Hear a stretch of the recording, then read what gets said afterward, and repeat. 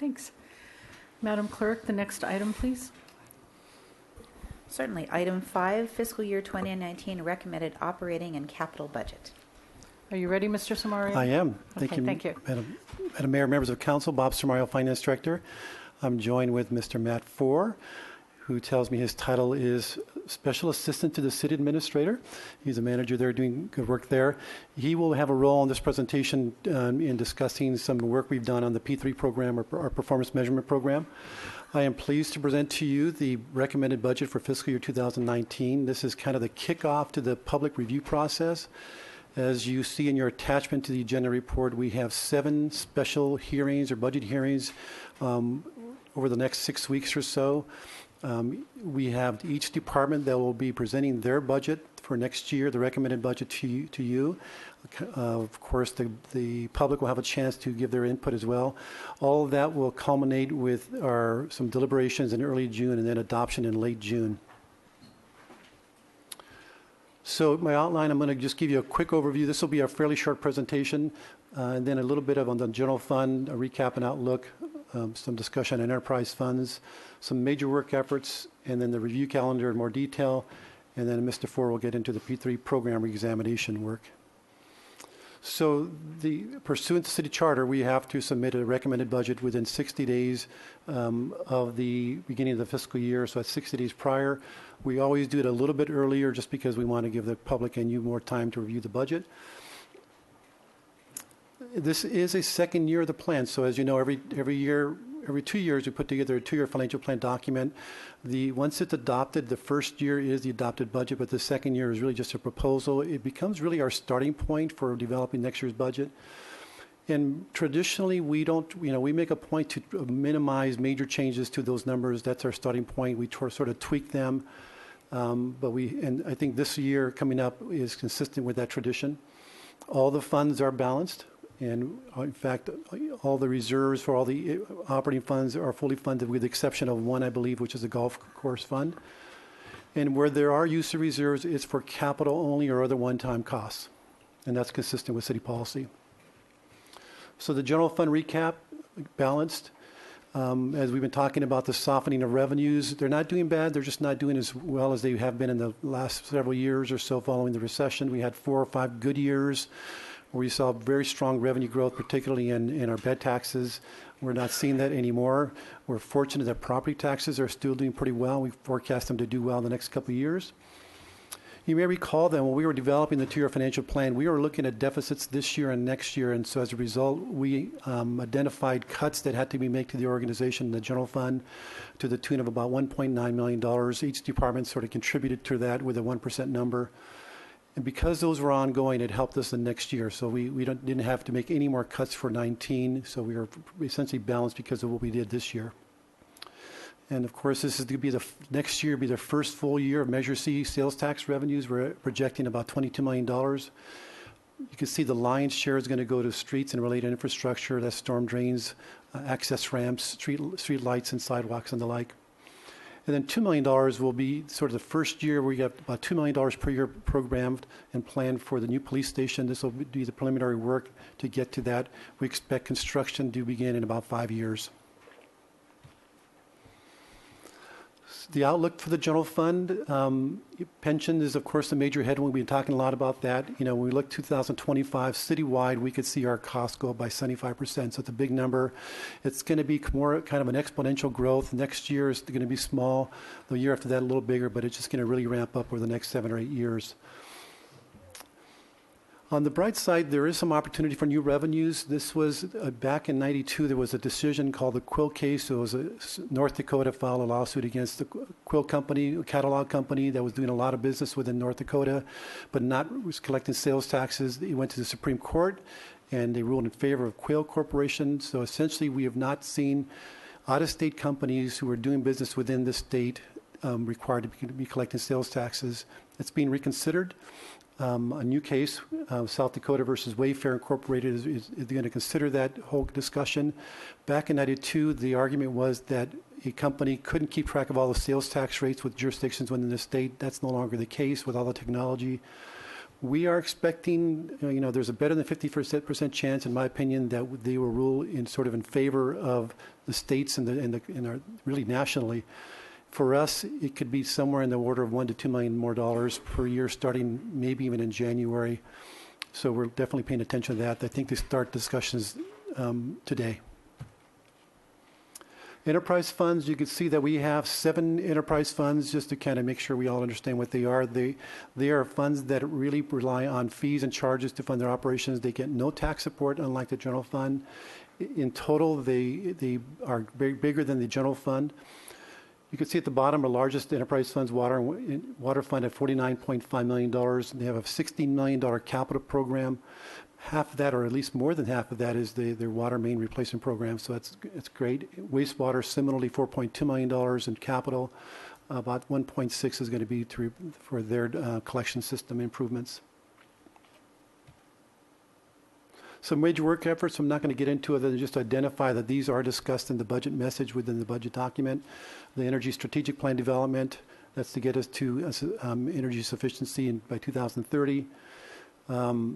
Preserving economic vitality downtown, that's of course a big focus right now. The average unit size density, continuation of the drought response, we are still in a drought. We've already begun work on the Cabrillo Arts Pavilion renovation project, and then you'll be hearing about the last 2 in the next few weeks, coastal plan update and changes to the city's management of county libraries. So real quick, since there are some new council members, the format of the budget, I'm not sure you all have it with you, but it's a much shorter document than we have in the 2-year financial plan. It's probably like half the size at least. Really the focus is on, at least in the departmental section, the focus is on performance measurements. That's why Mr. Bohr is here to talk about that. We don't have any financial information at the program level like we do in the 2-year financial plan, but you still have the same schedules in the front, all the summary schedules for appropriations and revenues and the like. And then, as always, we include a budget message. It's about 27 pages or so. It really tells a story of what's going on with the city as a whole and with each of the individual funds. I think it's a good read. And with that, I'll turn it over to Mr. Ford, and I'll be back in a moment to talk about the budget calendar. All right, good afternoon, Madam Mayor, council members. Matt Ford with the City Administrator's Office. In continuing the discussion of how to read the budget document, I'm here to talk a little bit about, give you just a brief primer on how to read the performance management plan section of the budget document. And so the city staff across all of the departments in the past several months have undertaken a fairly in-depth re-examination of our existing performance management plan. We've had it for about 15 years, and it just because of the breadth and depth of change that the city has undergone since 2003, we thought it would be a good time to take a look at that. And so I'll be going into a little bit about what we did. So by way of background, the Paradise Performance Program is what we call it because we're in the business of managing Paradise. It was established in 2003. The purpose of the program is really to establish goals and objectives for each of the departments at the program level. By doing that, we then communicate our work priorities as expressed in the budget document to both council members and to the public at large. And then in the interest of continuous improvement, it does act as a feedback loop. So if we see that we're setting certain goals and objectives and we're failing to meet those, it gives us a good platform to begin to ask those questions as to why and how we might remedy that. As I said, the city, and I don't need to tell you, the city has undergone tremendous change since 2003 when we first enacted this program. Whether it be new priorities and mandates, statutory or regulatory, new programs and services that have taken priority, certainly things like the drought and our drought response and water supply management things have driven a lot of what we do. The adoption of technology and the emergence of technology have obviated some of our former business practices.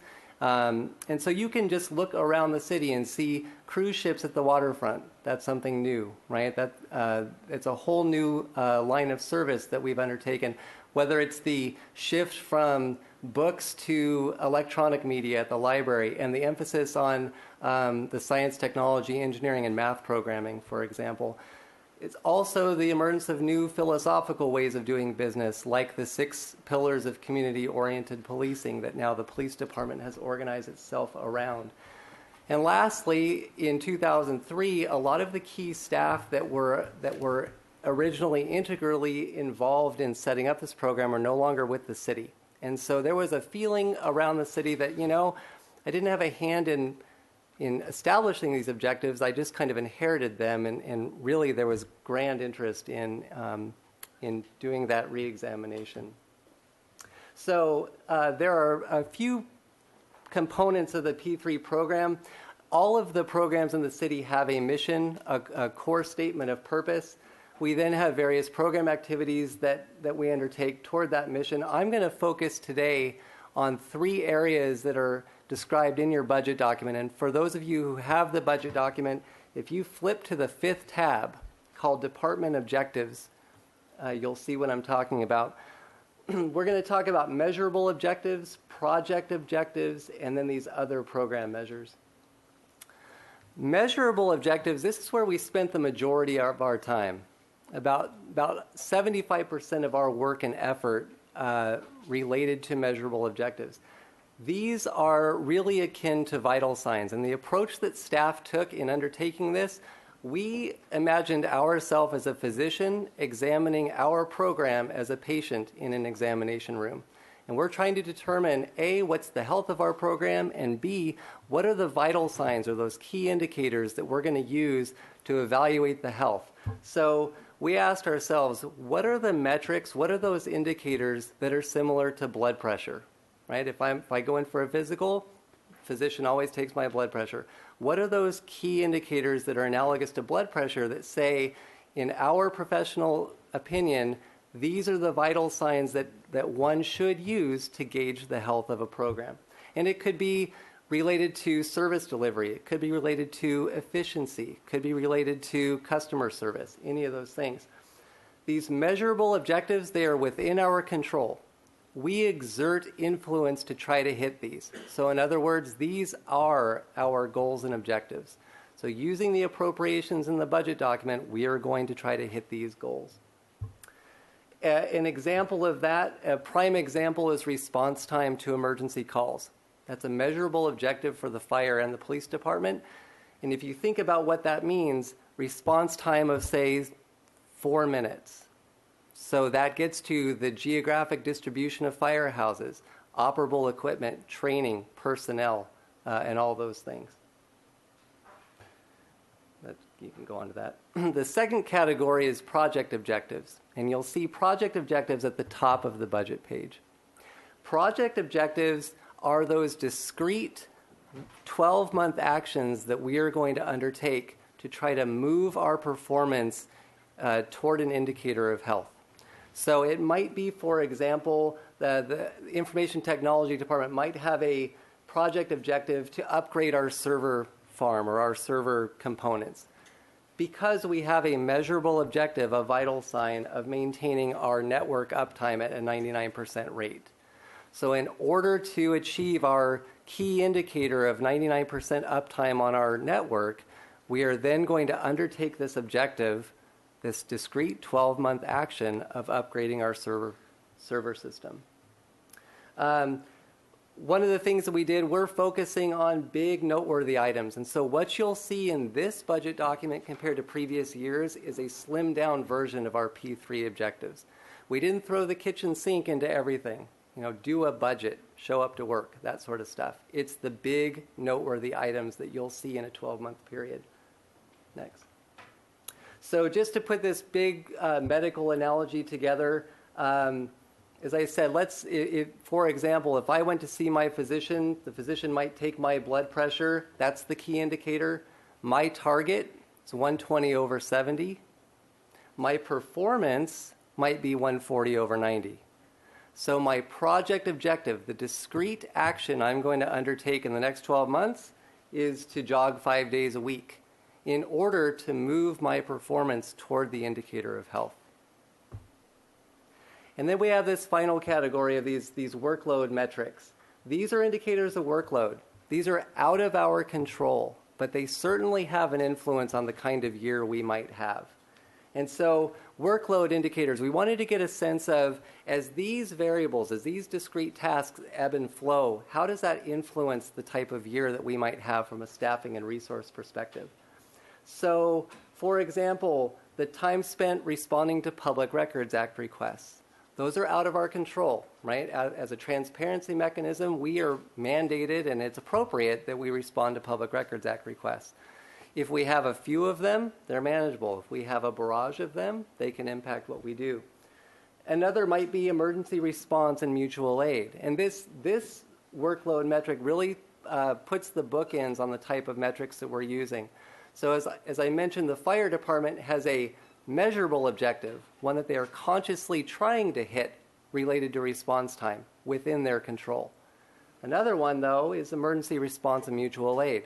The fire department had no control over the wildfires in Sonoma County or in our county this summer and fall, or the amount of mutual aid or the mudslide. But it certainly had an impact and a bearing on the type of year that they had. So through all of this, what I'm hoping that you will see, because this is what we really tried to hit, we're hoping that you will see in this budget document some meaningful and modern metrics. So as you read this budget document, you're not seeing, oh, I see 2003 there. We're hoping you see 2018 or 2019. We also looked at things, what you might see are indicators like return customers or the ratio of planned maintenance to emergency maintenance, those what we called twofers, so that, what does a return customer get at for the Parks Department renting a facility? It means that the facility was in good condition, offered a variety of options for use, the price point was competitive, and the outreach and the advertising was appropriate. We also hope that you'll see a clarity of priorities, so that if you look at these performance metrics and objectives for each department and program, you'll be able to clearly see, I know exactly what they're going after with these appropriated funds. You'll also see metrics matched to mission, and that was one of the things that we did with each department. Each department and program has a mission statement. We really tried to identify key indicators that hit on the components of those mission statements. And finally, what we did is we looked at some programs that crossed functional areas throughout the city. Things like the sustainability program or development review, something where a lot of different departments have a piece in, and we tried to standardize our targets, standardize our nomenclature so that the citizen or the stakeholder or the elected official could say, oh, I get it. One department doesn't have a response time of reviewing plans in 6 weeks, and one has 1 week, and there's really no reason why. And so with that, we're hoping that you'll glean more out of the P3 program this year. Thank you, Mr. Four. Okay, let me wrap up real quick with the budget calendar and a few comments. So as I mentioned, I think we have 7 hearings that are scheduled. The first one is in a few weeks, May 7th. That's with airport, waterfront, and solid waste. You can see that in most cases we have several departments that are going to be presenting on a given date. In the middle, you see Public Works entirely devoted to the 3-hour work session. That's probably not even enough time. They're the largest department in the city. They probably span 10 different funds. So we've dedicated a meeting for them. Police and Fire are going to be following them. And then you can see Library, Community Development on May 31st. Administration departments on June 4th. And then on June 6th, we'll be having the Finance Committee recommendations presented to Council. They are going to be concurrently with Council reviewing parts of the budget, different parts. They're not going to be looking at departments, but they're going to look at fees, capital, and other items, as Mr. Hart indicated. And then on Tuesday, June 12th, we expect to have our Prop 218 hearing for the proposed utility rate adjustments. And then, as I mentioned, we'll wrap up on June 19th with budget adoption. Here are the recommendations to receive the operating budget and operating capital budget and approve the proposed schedule of council budget review meetings and public hearings. Where you can find the budget, we have flash drives in Finance Department that are available on request. In your binders, you'll see in the insert, we provided one for you. We have copies at the main and east side branches reference desks. It's also available on our website. And then OpenGov is a tool that we have on our website where folks can tap into our numbers, and it'll be available at the end of this week. And lastly, I just want to pay a nod to a lot of people who are involved in this budget document production. It touches a lot of folks in the organization. A lot of people get involved. So I want to thank them all, in particular at the department level. We have budget staff that are assigned to each of those departments, and they play a big part in this. And then within my department, finance staff, Brandon Boldet, our new budget manager. He started about 3 or 4 months ago. He's doing a great job. His assistant is Jonathan Abad, budget finance analyst, Julie Nemus, Jennifer Tomaszewski, Diego Martin, Lynn Sparks, Doug Smith, James Hamilton, Margot Morello, and Sherry Eichenberg all help with reviews of budgets to make sure we got them all done appropriately. So with that, I'd be happy to answer any questions. I'll start by asking where on the website the public can find that calendar. We have a room full of people interested in community development, and Ms. Rodriguez is in the back. She might want to come for the fire department discussion. So go Madam to Mayor. the city's website and then Yes. click around where? It'll be in there's a budgetary information section. There's a quick link on the left-hand side of the website. They can find budget information along with the review schedule. Okay, very good. Any other questions for our finance staff? Nope. We're good. Thank you so much.